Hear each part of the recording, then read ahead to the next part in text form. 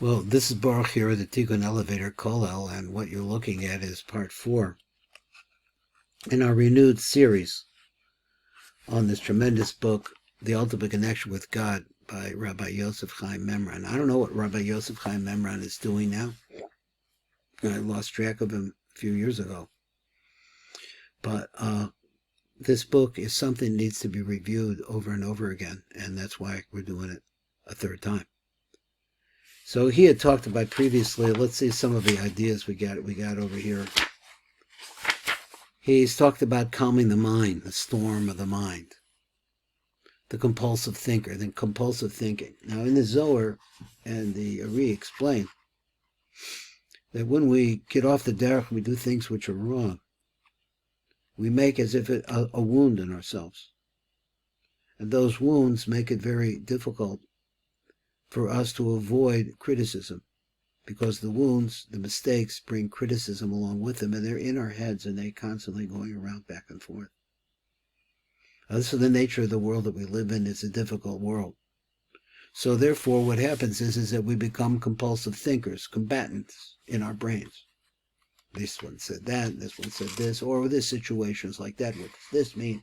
And going back, an emotional type of thinking because of the world in which we live in. And here comes Rabbi Mimran to start talking about how to clear up our minds.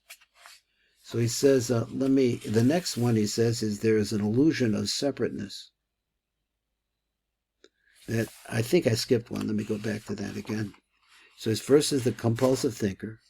Then is this concept of repetitive thoughts. You can't get it out of your head. It goes around and around. I have this a lot with songs.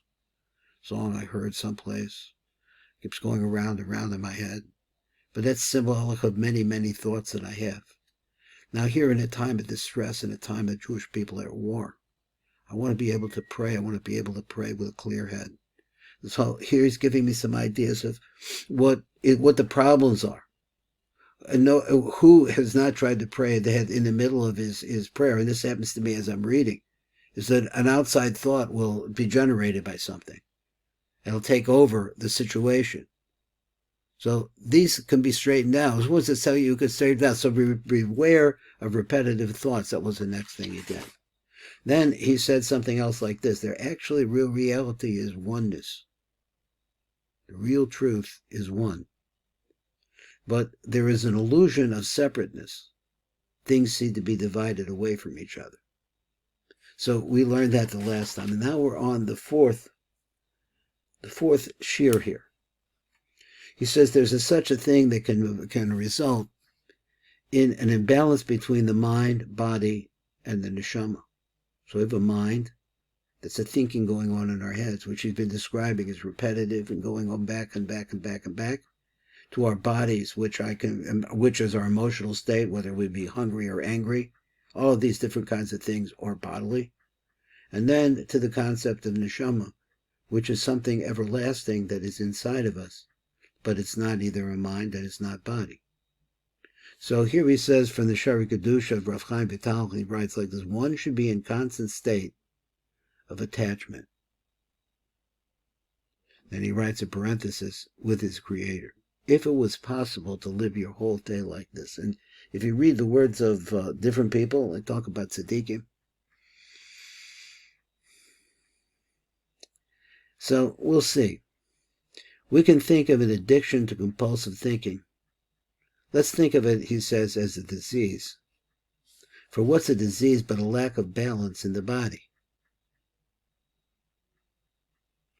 We know, for example, that the body's cells divide and multiply and crowd each other out, replacing old cells and giving life to new cells all the time. This is a natural and vital process that keeps the body alive and vibrant. What happens, though?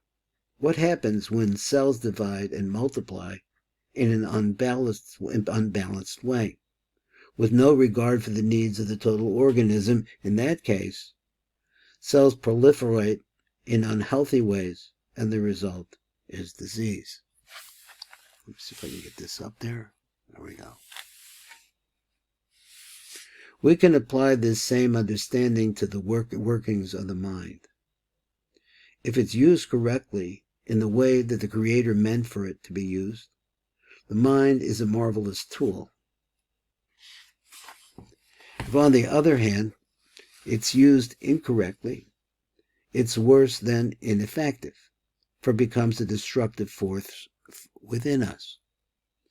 We speak of using the mind incorrectly, but that is not altogether accurate. So in other words, using the mind incorrectly, I'm thinking altogether that the mind's working on autopilot. It's not that you use your mind incorrectly, he says. Rather, if you are not using your mind correctly, the result is that you are barely using your mind at all. Most of the time, then, the mind is using you. He says it's self-perpetuating, that it makes you feel like you're alive. It's just going over these things over and over and over again. It may seem like you are in control, and you may even believe that you are your mind, but this is merely an illusion. So your mind is like saying you are your thinking. You're a Republican, or you're a Democrat. You're Hamas, or you're the Israelis. These are all thoughts, all ideals, based on different things. What is really happening is that the mind, which should be just a tool for you to use at will, has taken you over. This is a case of extreme imbalance, and therein lies the disease. Rabbi Mimran writes, what happens when cells divide and multiply in an unbalanced way, with no regard of the needs for the total organism? What does happen? It destroys the organism. So I'm thinking it's the theme that I always think. This is that the human being was faced with the fact that he won't live forever. It's really trying to just keep working the system, stay in that system, avoid the thinking about what reality is, and make it something very small, go back over it and over it and over again. This is an imbalance. We have to learn more about this. And this is Baruch Fleischman, Tikkun Elevator Call Out.